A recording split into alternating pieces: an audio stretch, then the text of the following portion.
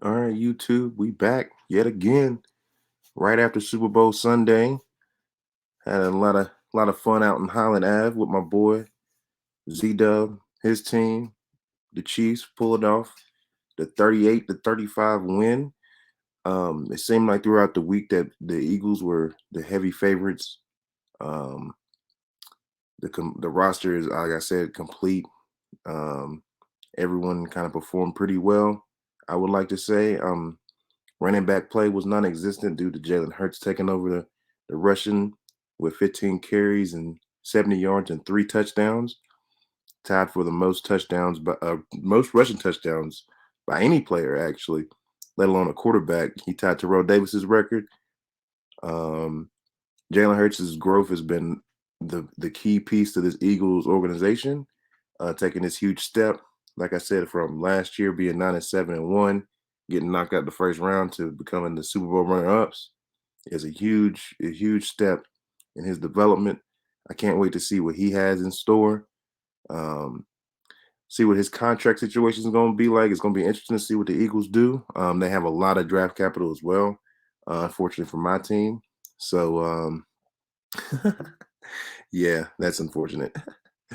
Super Bowl MVP was Patrick Mahomes. He really didn't have the ball much. I kind of think that's due to a game plan by the Eagles. I felt like with the time of possession that they had going into it was the second quarter, they took basically the whole second quarter away from Patrick Mahomes. I kind of felt like that was more the game plan defensively, was to keep Patrick Mahomes on the bench, and it seemed to be working. Um, they went into a half with a 10-point lead, 24-14. Things was looking pretty good. Mahomes actually was going out with an ankle injury, going out with that same ankle injury. That's something that we kept an eye on in the last video. Um, we also kept an eye on see who would step up outside of Kelsey to see if they had Kelsey in check. Kelsey was kind of held in check. He had that one touchdown catch early. He had 6 receptions, ended up 6 receptions for 88, 81 yards. But everyone, like I said, all the young guys stepped up. Joshua Williams, I don't know if y'all was watching him, but he was laying the wood on everyone that he's seen. He is a gem at a Fayetteville State. Um, the Chiefs hit a home run with him. They also hit a home run with Nick Bolton. Uh, he had tons and tons of tackles, making plays in the open field. The Chiefs' defense is really underrated as far as causing turnovers and making mistakes. They're not really known as like a suffocating, hold you to nothing defense, but it's more or less the bend don't break mentality that a lot of teams have taken into consideration.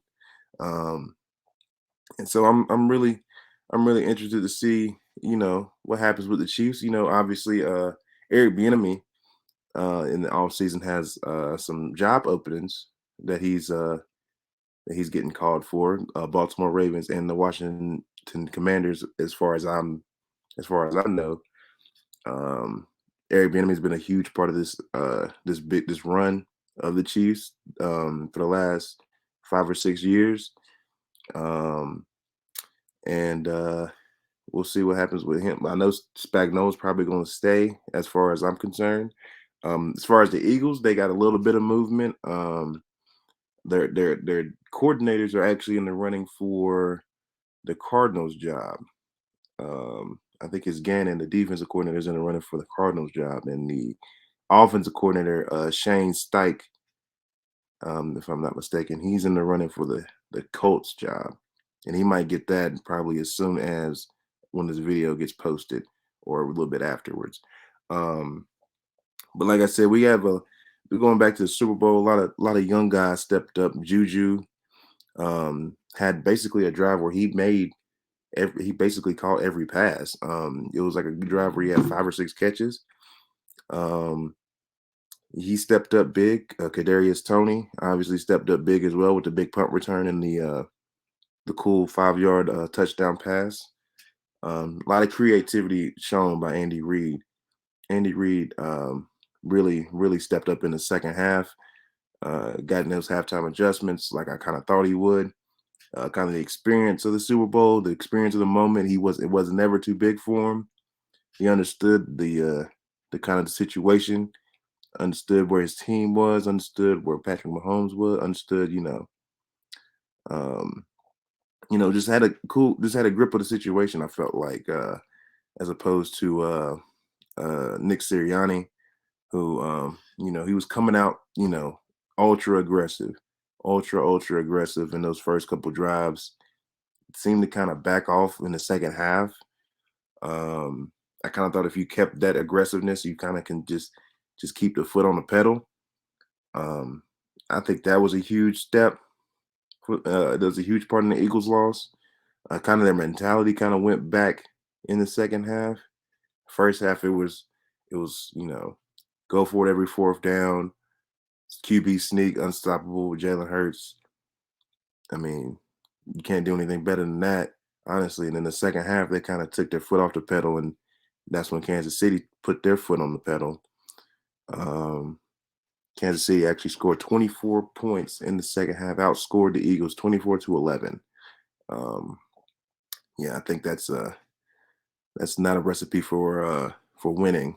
A lot of people are gonna put it up to that holding call by James Bradbury. I don't think that's a. I think that was a good call. Even James Bradbury said, "Hey, I was holding him. I 100% did it." Um, Fans are gonna call it what it is. To all the Philadelphia fans, don't give up 24 points in the second half, and you might be winning a Super Bowl. Um, is the best way I could explain it. Isaiah Pacheco, seventh round pick out of Rutgers, had a huge day, 15 carries, 76 yards, and a touchdown. Um, he was running hard. He was running. He was running hard. It seemed like he got 5 yards a carry, 4 yards a carry every time he touched the rock. His running style, ultra aggressive, ultra aggressive running style, smash mouth, something that the Chiefs need. Obviously, another one of those hits that I was talking about. Obviously, Kadarius Toney is going to be another hit. Keep an eye on him for fantasy purposes next year. He is going to be a dog next year. I promise y'all. I promise y'all, he's going to be a dog. Sky Moore also got a touchdown catch as well on the same pattern where Andy Reid would motion in the guy as in if he's going in for a drag on the inside and put him back out on a zig. Seemed like the Eagles had no answer for that, passing them off or who missing me communications and things like that because dudes were wide open. Um, that's one thing I noticed too. Um, the guys were just wide open. Like you can't. There's no excuse for Travis Kelsey to be wide open and have no one around him. No excuse for there to be back-to-back red zone touchdowns where guys are just wide open. Um, with that, and there's no one within like 5 yards of the guy. Um, I also think that was a big part of the Eagles. The Eagles losing. The Eagles did play a really good game. I will not take anything away from them. Obviously, scoring 35 points in the Super Bowl is not anything to slouch about. Yeah, not at all. Um, but the D line of the Eagles really didn't eat as much or didn't do as much. Obviously, having that historic season where every guy had at least 10 sacks. Um, it seemed like they really couldn't get to Mahomes. That was a good job by the Chiefs offensive line. They obviously have the two guards, the two offensive linemen, Creed Humphreys and Joe Tooney, as well as Orlando Brown, who was a good pickup. I didn't think he really fit what the Chiefs wanted to do. The Chiefs was more of a passing style team, and Orlando Brown came from the Ravens, who obviously have all those different run schemes and guys pulling and things like that. So the fact that he got that to work in jail, this is another test to the Chiefs organization. Um, Big day from AJ Brown. Um, AJ Brown with obviously the deep touchdown catch to get everything started. I actually had a lot to say about him in the last video because he really didn't show up in these playoffs. Um, but to see him step up in the playoffs was really good. Um, um, I think that's about it for my Super Bowl reactions. Um, let me see if I'm missing anything. Um, Obviously, play calling was an issue. Substitutions was an issue for the Eagles. Just a lot of young kind of mistakes that they're right there. They're on the cusp right there. And they have obviously a bright future because everyone's kind of young. Um, like I said at the beginning of the video, the thing I'm worried about most is Jalen Hurts' contract situation on how much he's willing to take, or how much of a cut he's willing to take, or if he's willing to take a cut. Because if he doesn't, a lot of those guys that he had that got him to the Super Bowl is going to be gone. You're not going to be able to play James Bradbury if you're paying Jalen Hurts 50 mil. You're not going to be able to play Hassan Reddick. Um, you're definitely not going to be able to keep Devontae Smith either, or AJ Brown. Um, yeah, so I mean, this team is a really good team, and there's a lot of pieces to recreate this Super Bowl run again. Maybe they won't get as lucky with the scheduling like they did this year. Obviously, the scheduling was a big reason why they were kind of here to begin with. They played the Giants. I think it was like 3 of the last 4 weeks of the season. Once in the playoffs and then twice in the regular season. Um, they ended up playing my team, the Saints, and ended up losing. So they never really played a quarterback to the caliber of Patrick Mahomes until now. Um, with that being said, Mahomes he played a good game. He didn't make any mistakes. Um, but he just didn't do kind of what he did in the last couple games due to the fact that he just wasn't on the field as much. So if he was on the field a little longer, we probably could have seen some crazy numbers from Mahomes, maybe a 50-point Super Bowl. Who knows? Um, yeah, that's about the wrap up what I got to say about the Super Bowl. Things to come, NBA reactions, NBA season's in full gear. All-Star weekend's coming up, so I'm gonna figure out something to do with that. It's in Utah, as exciting as that's gonna be. Welcome to Utah, I guess.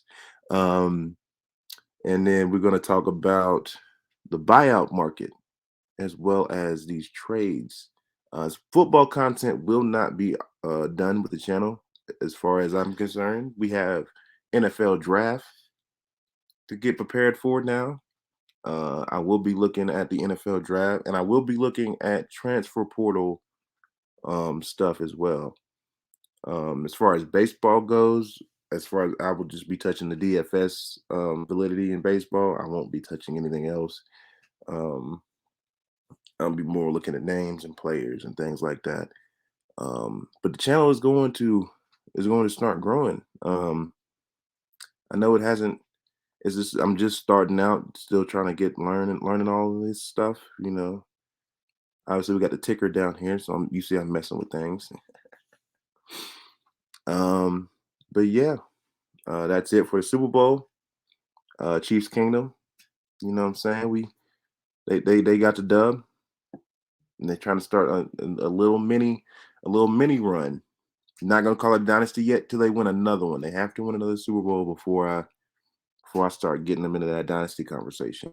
Um, that's for another video, though. That's another topic for another video. But till next time, I'm gonna go ahead and peace out. It's been your boy signing out. Peace.